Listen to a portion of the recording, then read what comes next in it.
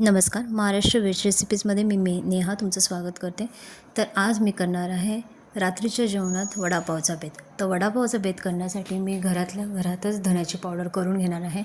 तर धना मंद गॅसवर भाजून मी पावडर करून घेतली आहे आणि पूड ही मी हवाबंद डब्यामध्ये काचेच्या भरून ठेवणार आहे. तर ही पूड तुम्ही कधीही कशातही टाकू शकता इझिली. तर बटाटे स्मॅश केले होते मी उकडलेले. त्यानंतर मी जी आलं, लसूण आणि हिरवी मिरचीची पेस्ट चांगली करून घेतली आहे मिक्सरला. तेलामध्ये 4 टेबलस्पून तेल घेऊन मी त्याच्यात ती पेस्ट चांगली परतणार आहे आणि परतताना मी त्याच्यात किंचित थोडंसं मीठ पण टाकणार आहे. तर आता तुम्ही बघू शकता मी याच्यामध्ये धन पावडर टाकली आहे 2 चमचे, अर्धे टेबलस्पून मी हळद टाकली आहे आणि अर्धा टेबलस्पून आमसूल पावडर टाकले आहे. अशा प्रकारे मी चांगलं स्मॅश करून घेणार आहे ते जे बटाट्याचं बॅटर आहे, मिश्रण आहे ते.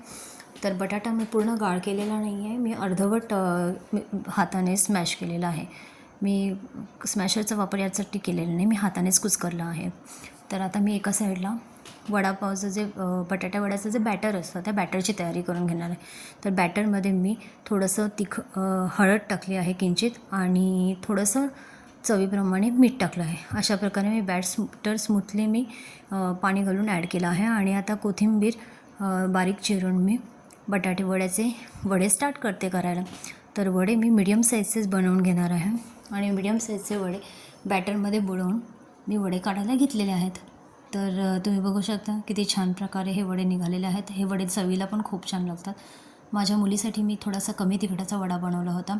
मिरच्या पण मी तळून घेतलेल्या आहेत याच्यात.